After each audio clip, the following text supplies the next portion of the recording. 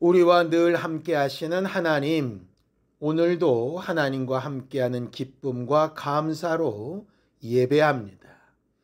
예배하는 주 예수의 사람들을 기억하시고 하나님의 말씀과 우리의 기도로 거룩해지게 하여 주셔서 하나님이 베푸시는 은혜와 복으로 충만한 시간이 되도록 역사하여 주시옵소서.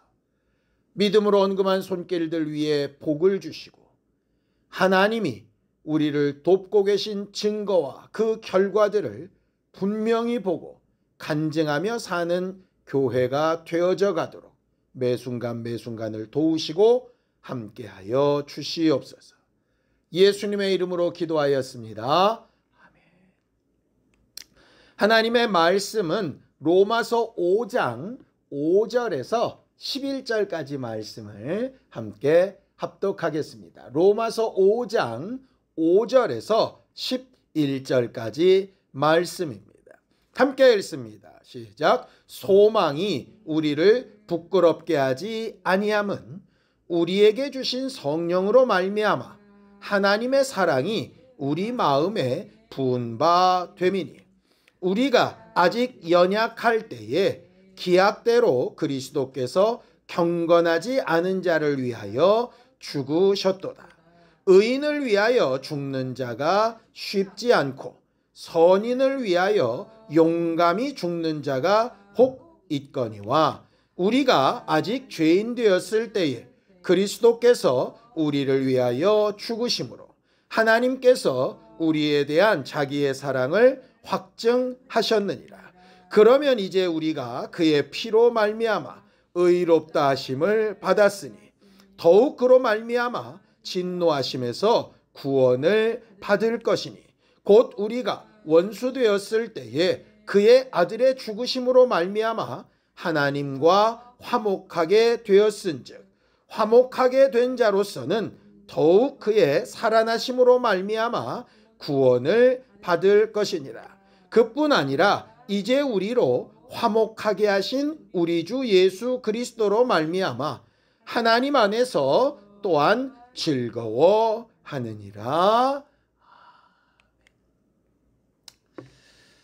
성탄절입니다.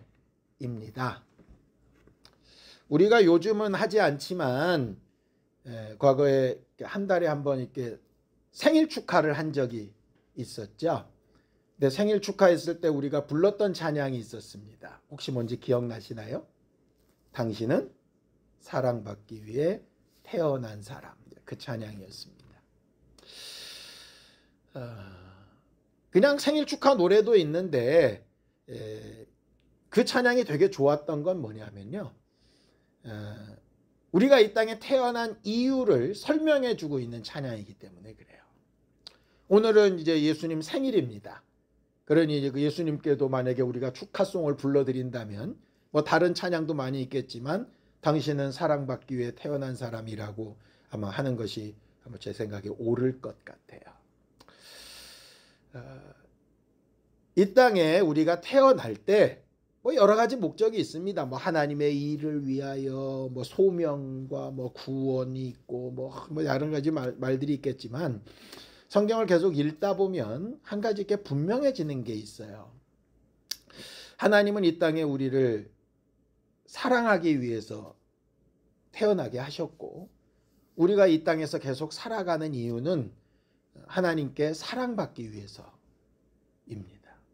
이게 사랑 그러니까 되게 좀 이렇게 좀 부끄럽기도 하고 좀 그럴 수 있을지 모르지만 뭐 그냥 그런 감정의 내용이 아니고요.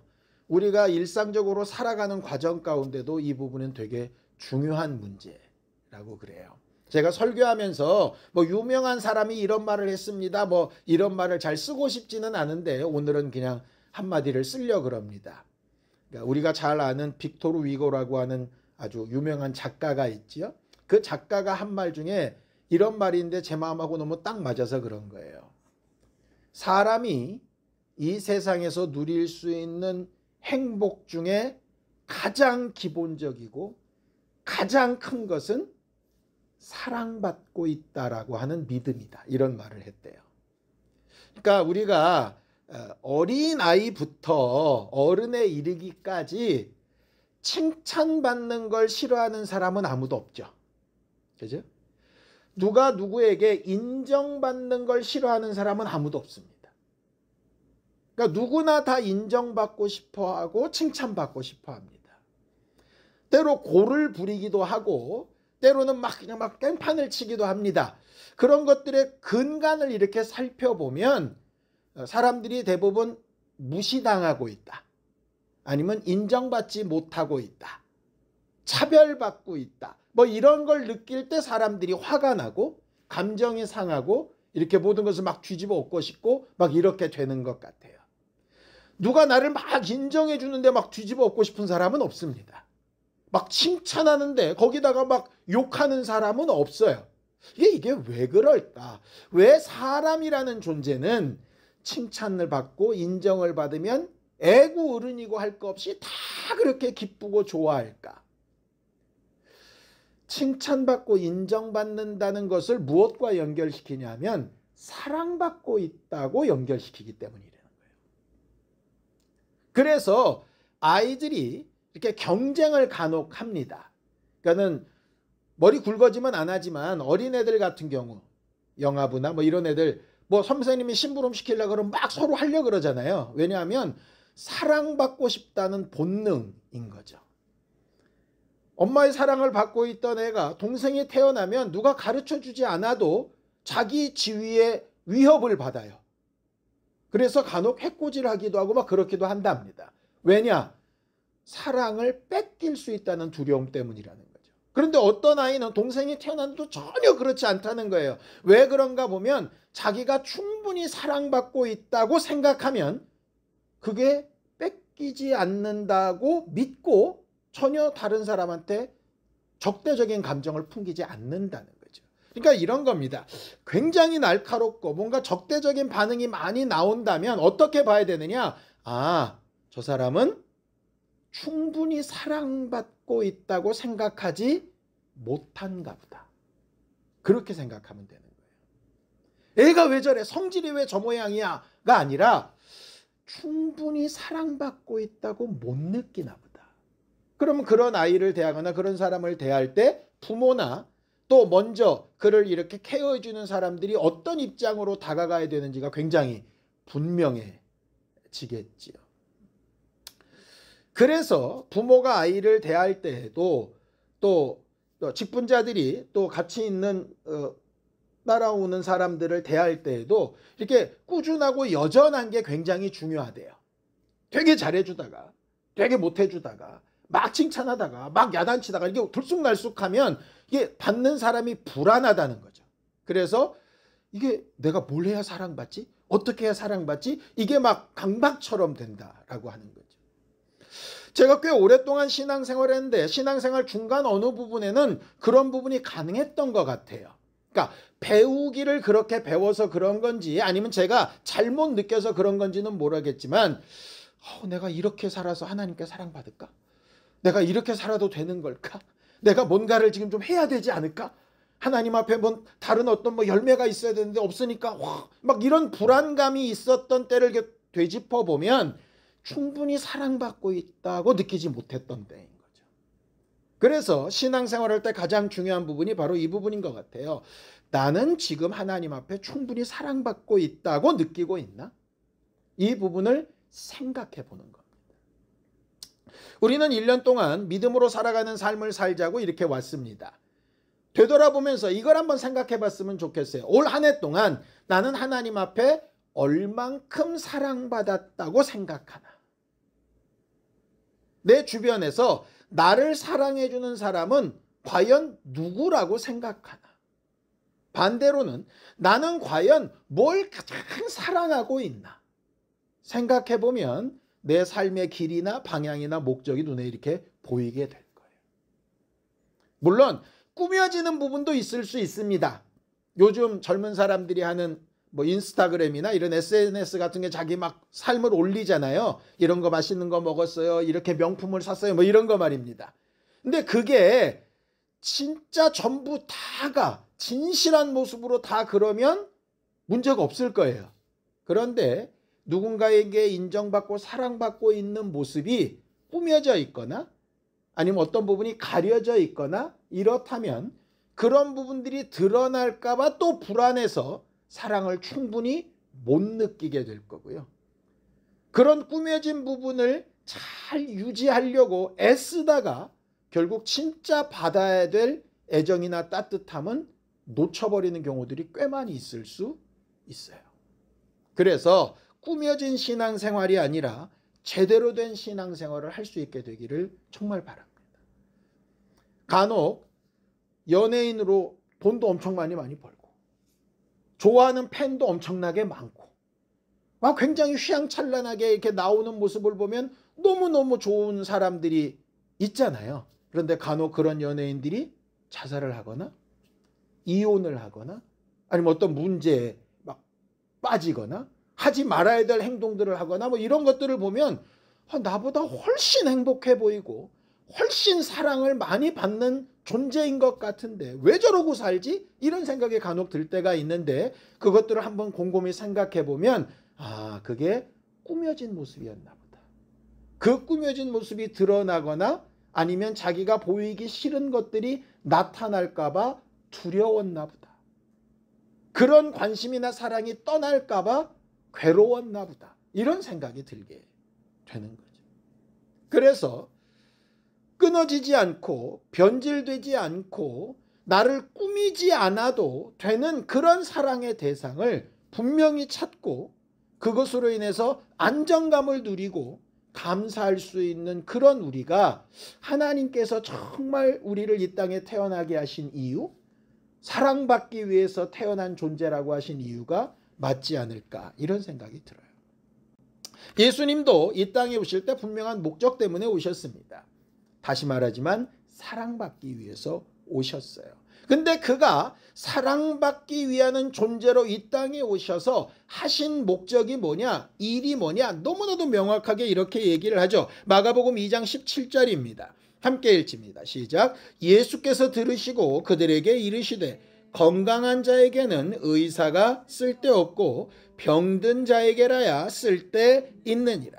나는 의인을 부르러 온 것이 아니요 죄인을 부르러 왔노라 하셨습니다. 예수께서 이 땅에 육체를 입고 오셨을 때 오신 목적은 딱 하나래요. 죄인을 부르러 오셨다. 죄인이 뭡니까?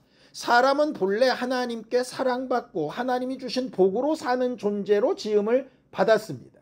하나님 보시기에 참으로 좋았던 존재였습니다. 근데 그가 하나님의 사랑에서 벗어나고 하나님의 관심에서 벗어나고 하나님이 이렇게 지켜주시려고 했던 그 바운더리에서 벗어났을 때 죄가 들어왔고 죄 때문에 하나님의 사랑을 받을 수도 없고 누릴 수도 없는 존재가 된 것이 죄인 아니겠습니까?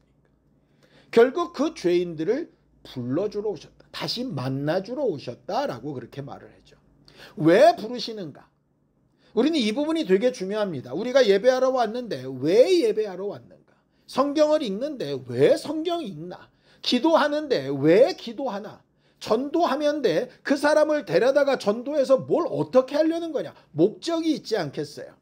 예수도 죄인을 불러서 이런 목적을 가지십니다. 누가복음 5장 32절입니다. 함께 읽죠. 시작. 내가 의인을 부르러 온 것이 아니요 죄인을 불러 회개시키러 왔다 그러셨어요. 그러니까 부르신 이유는 회개시키러 오신 겁니다. 죄인을 다시 하나님의 사랑 앞으로 끌어오시는데 끌어오셔서 하시는 일은 회개하는 일입니다. 회개하는 일이 없으면 사랑받지 못한다는 얘기예요. 다시 말하면 꾸며진 모습으로 받는 것처럼 생각되는 사랑은 진짜 사랑이 아니라 착각이라는 겁니다. 꾸며진 모습이 아니라 있는 그대로를 내어놓는 게 대단히 중요하다는 거죠. 물론 사람 앞에선 모든 것을 다 그대로 내놓기가 쉽지 않습니다. 왜냐? 내가 아무리 정직해도 그 사람이 정직하게 받아들여주지 않을 때가 있고요. 내가 아무리 좋은 뜻으로 해도 그는 그렇지 않게 받아들일 때도 있기 때문에 그렇습니다. 그러나 하나님 앞에서만큼은 그렇지 않거든요. 예수께서 오신 목적은 너무나도 분명합니다. 우리가 성탄절에 기억해야 될 가장 분명한 의미는 예수는 이 땅에 오셔서 우리를 부르러 오셨고 우리를 뭐 하게 하려고 오셨느냐? 회개케 하려고 오셨습니다. 그러니 오늘 성탄절의 합당한 의미를 아는 사람이 해야 되는 일의 첫 번째가 뭐겠습니까? 회개하는 일입니다. 하나님 앞에 잘못되고 어그러진 생각들을 고치는 거죠. 그 생각을 고칠 때에 예수께서 쓰신 방법이 이것이죠. 로마서 5장 7절에서 8절입니다. 함께 읽습니다. 시작. 의인을 위하여 죽는 자가 쉽지 않고 선인을 위하여 용감히 죽는 자가 혹 있거니와 우리가 아직 죄인 되었을 때에 그리스도께서 우리를 위하여 죽으심으로 하나님께서 우리에 대한 자기의 사랑을 확증하셨느니라 그랬습니다. 우리를 회개하는 일에 방법을 사용하시는데 어떤 방법을 쓰시느냐? 죄인인 우리를 위하여 대신 죽어주시는 거예요. 그렇게 예수가 대신 죽어주시는 것이 하나님이 우리를 사랑하시는 사랑의 최고봉이다. 가장 좋은 방법이었다. 이렇게 이야기를 합니다. 왜 하나님은 예수를 사랑하는 존재로 보내시면서 죽게 만드셨을까? 우리를 사랑해서 회개케 하러 하셨다고 하면서 왜 예수를 굳이 죽게 하셨을까? 거기는 이유가 하나 있습니다. 우리가 어떤 음식을 먹으면서 메뉴를 고르거나 어떤 물건을 살 때 고민이라는 걸 합니다. 왜 고민하죠? 뭘 고민하죠? 첫 번째는 이게 꼭 필요한가 안 한가? 필요하다면 이게 최선인가 아닌가? 이거 말고 다른 더 좋은 것, 더 좋은 선택이 있을까 아닐까? 우리가 일생을 살면서 제일 많이 고민하는 게 바로 이 부분입니다. 이거 꼭 해야 되나 말아야 되나? 한다면 이 방법밖에 없나? 아니면 다른 방법도 있나? 아니면 더 좋은 방법, 더 쉬운 방법, 더 편한 방법, 더 효과적인 방법이 있나 없나? 이런 거 따지는 거잖아요. 결국 우리가 배우고 익히고 경험한 모든 것을 다 모아서 결국 결정하는 게 뭐냐면 꼭 필요한 일을 가장 좋은 방법으로 가장 효과적이게 하려고 하는 거예요. 하나님도 이 부분을 생각하시는 겁니다. 내 사랑하는 저들을 살리는 일이 꼭 필요하냐 안 하냐? 하나님의 입장에서 필요하다가 정답입니다.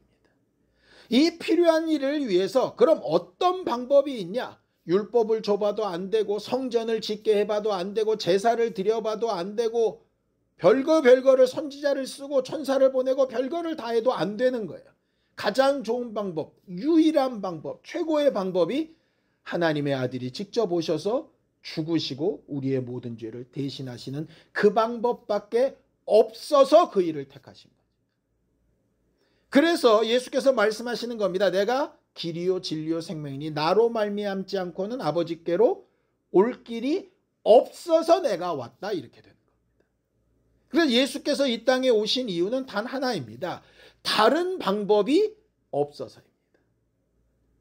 그리고 그 방법이 하나님께서 우리를 사랑하신다라고 하는 증거의 최고의 확증이기 때문에 그렇습니다. 성경을 좀 볼까요?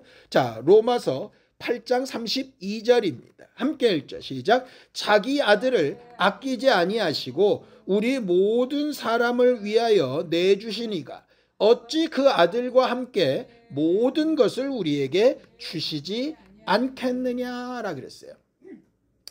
아들을 내어주시고 죽게 하시는 일이 유일한 방법이고 하나님의 사랑을 가장 잘 표현하는 방법이랍니다. 하나님의 입장에서. 자, 그렇다면 사랑이라고 하는 건 일방적일 수 없잖아요. 사랑이 일방적이 되면 자칫 잘못하면 스토커가 됩니다. 저 사람은 싫다는데 계속 한쪽이 막 그러면 그거는 범죄죠.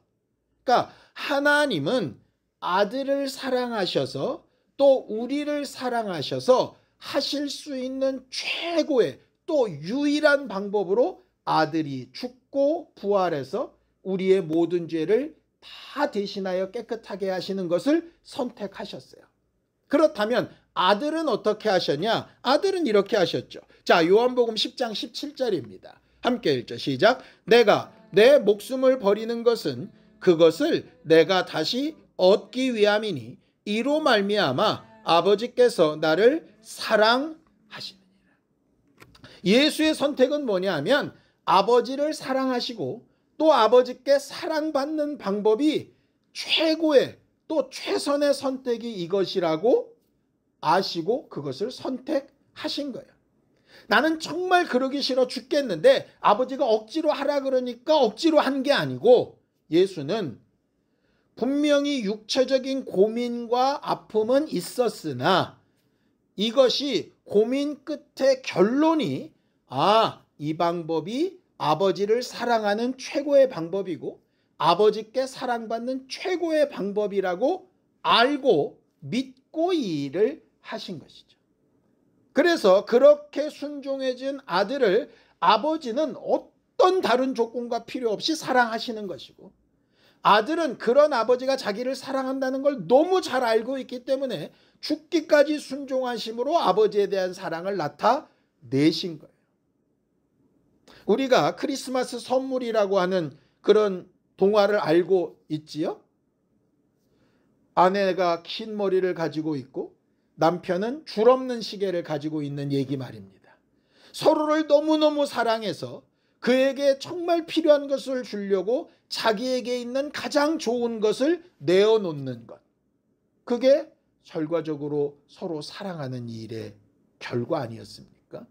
예수께서 아버지 앞에, 아버지께서 예수께 보이셨던 정말 전적으로 사랑하고 사랑받는 관계의 모델 케이스가 바로 이 부분입니다. 자, 그러면 이제 아버지와 아들 사이는 그러니까 우리가 들어갈 자리가 필요하지 않겠어요? 삼각으로 이렇게 돼 있으니까. 그럼 우리에 대해서는 어떻게 하셨느냐? 예수가 이런 말씀을 하셨어요. 요한복음 15장 13절에서 14절입니다. 함께 읽습니다. 시작. 사람이 친구를 위하여 자기 목숨을 버리면 이보다 더 큰 사랑이 없나니 너희는 내가 명하는 대로 행하면 곧 나의 친구라. 이렇게 얘기하셨습니다. 이 말은 우리한테만 얘기하시는 게 아니라 본인이 한 일에 대한 설명이기도 하십니다. 내가 아버지와 아들의 관계이기도 하지만 아버지의 명령을 따라서 아버지가 바라시는 대로 내가 목숨을 내어놓기까지 했기 때문에 내가 아버지와 어떤 관계다? 가장 사랑하고 사랑받는 친구 관계다. 나와 아버지가 그런 것처럼 나와 너희도 그렇게 되었으면 좋겠고 너희와 아버지도 그렇게 되었으면 좋겠다. 바로 이거예요. 이런 겁니다. 결혼을 하면 가장 어려운 관계라고 불리워지는 것이 우리나라의 경우에 시어머니랑 며느리의 관계 아니겠습니까? 그렇죠? 시어머니와 며느리의 관계는 참 어렵고도 어려운 관계인 것 같아요. 그런데 이 관계를 가장 잘 풀 수 있는 사람이 누군가 하면 남편입니다. 왜냐?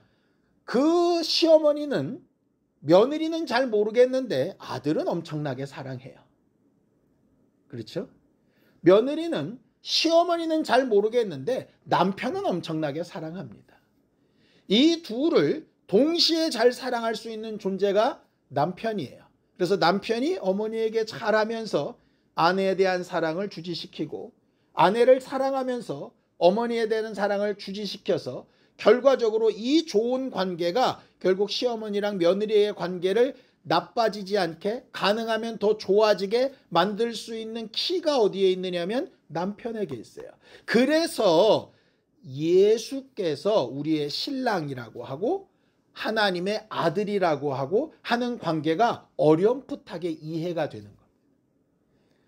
예수께서 내가 아버지와의 관계에서 있었던 것처럼 너희도 아버지랑 그랬으면 좋겠다. 너희가 나랑 그렇게 되어진 것처럼 또 아버지랑 그렇게 되었으면 좋겠다. 이 세 가지가 균형이 맞춰져 가는 것. 그것이 결국 우리가 가장 꿈꾸는 믿음으로 살아가는 삶의 모델인 거죠. 그러니까 이런 겁니다. 예수 그리스도와 우리의 관계는 은혜의 관계잖아요. 그렇죠? 우리가 예수께 뭘 해드리는 게 없이 그냥 일방적으로 받는 거 아니겠습니까? 예수께. 근데 하나님 아버지와 우리의 관계는 어떻습니까? 율법을 주시기도 하고 성전을 명하시기도 하고 직분을 주시기도 하고 하는 관계를 보면 뭔가 아들인 예수가 아버지께 하는 것처럼 뭔가 해야 되는 부분이 생기는 거잖아요. 간혹 우리가 신앙생활할 때 가장 고민되는 부분이 뭐냐 하면 아무것도 한 일이 없이 은혜로 하는 게 믿음인 거야? 아니면 하나님 앞에 뭔가를 하고 행한 대로 받는 게 믿음인 거야? 라고 자꾸 고민을 할 때가 있습니다. 교단마다 강조하는 게 또 다른 때도 있어요. 성결교단처럼 뭔가를 해야 된다라고 막 중심적으로 가르치는 교회도 있고, 우리가 하는 것과 상관없이 일방적인 완전한 은혜로 구원받았다를 강조하는 교단도 있습니다. 왜 그러느냐? 이 두 가지가 동시에 존재하기 때문에 그래요. 예수와의 관계는 전적인 은혜와의 관계라면 아버지와의 관계는 예수와 아버지와의 관계 같은 부분이 필요한 거예요. 이것이 거리가 맞아야 정상적인 관계가 되는 거죠. 그런데 마치 예수와 100% 일방적인 은혜의 관계인 것처럼 하나님과도 그렇게 해버리려고 하니까 구원파가 돼버리는 겁니다. 아버지와의 관계만을 너무 강조하면 그 다음에는 예수와의 관계에서 은혜가 점점점 사라져가지고 교리주의자가 돼버리는 거예요. 이 균형이 깨지면 그렇게 된다고요.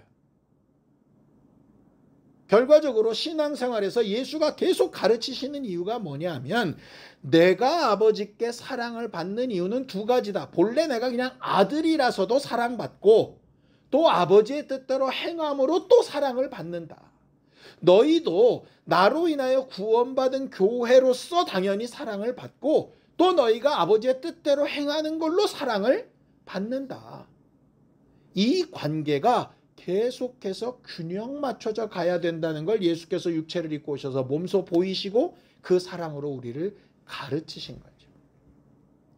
내가 내 아버지의 아들이자 친구인 것처럼 너희도 그 하나님의 아들이자 친구처럼 살아주면 좋겠다라고 하는 게 하나님께서 우리에게 가르쳐주고 싶으신 일인 거예요. 자, 로마서 5장 5절입니다. 함께 읽죠. 시작. 소망이 우리를 부끄럽게 하지 아니함은 우리에게 주신 성령으로 말미암아 하나님의 사랑이 우리 마음에 부음바 됩니다 라고 이렇게 되어져 있어요. 이게 무슨 얘기예요? 이런 겁니다.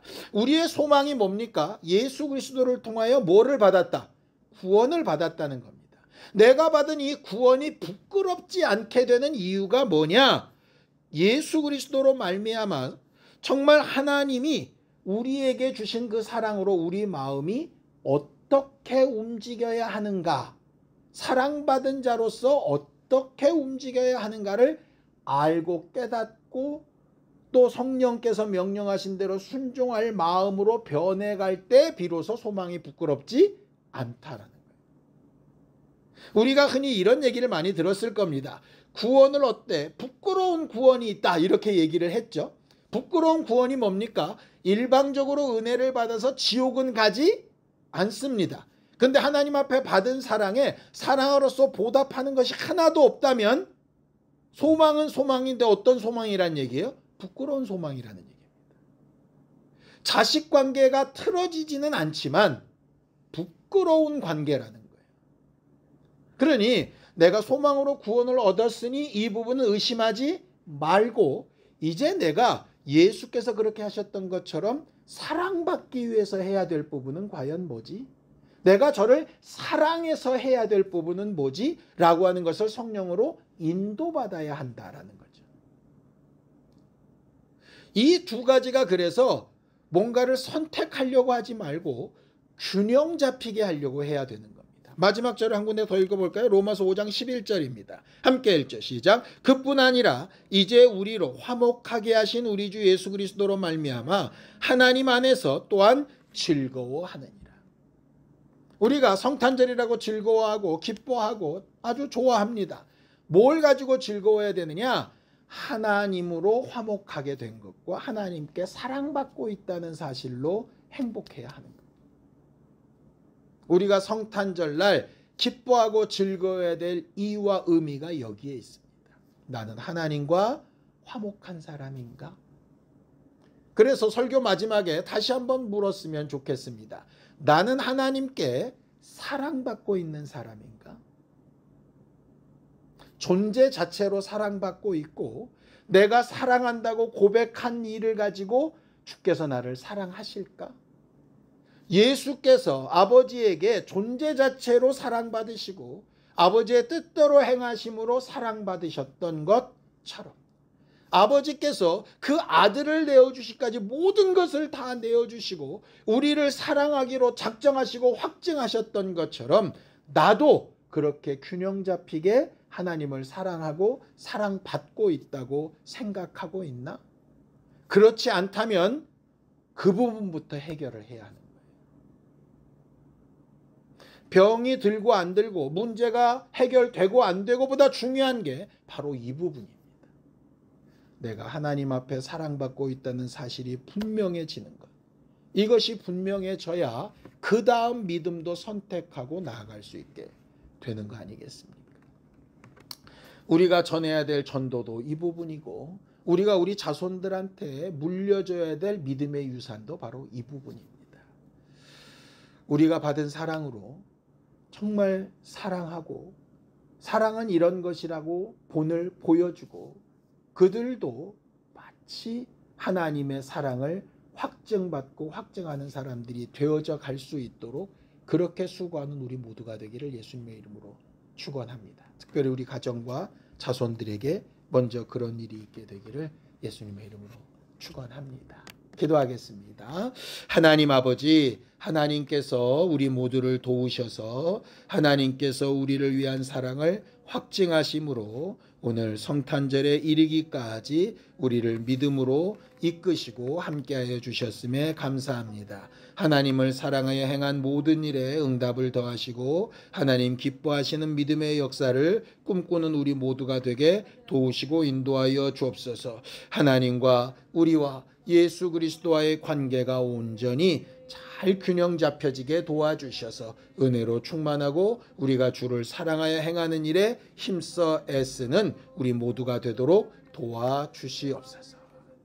하나님, 지난 한 해 동안 우리를 사랑해 주셔서 감사합니다. 사랑받고 있다는 사실을 알고 깨닫고 인정하고 고백하는 믿음들이 되게 도와주시옵소서. 주께 받은 사랑 앞에 감사함으로 기쁨으로 사랑한다는 고백과 삶을 만들어가고 회개하는 우리 모두가 되어져 가기 원합니다. 하나님과 예수 그리스도와 우리와의 관계가 잘 균형 잡히고 기뻐하며 행복한 일이 되어지도록 우리 모두를 도우시고 인도하여 주시옵소서. 예수님의 이름으로 기도하였습니다. 이제는 우리 주 예수 그리스도의 은혜와 하나님 아버지의 극진하신 사랑과 성령님의 감동하시고 함께하시는 분명한 증거가 주께 사랑받고 있고 또 주를 사랑하고 있다는 증거를 날마다 나타내며 확인받기 원한 우리 모두 위에 이제로부터 영원까지 함께 있을지어다. 아멘.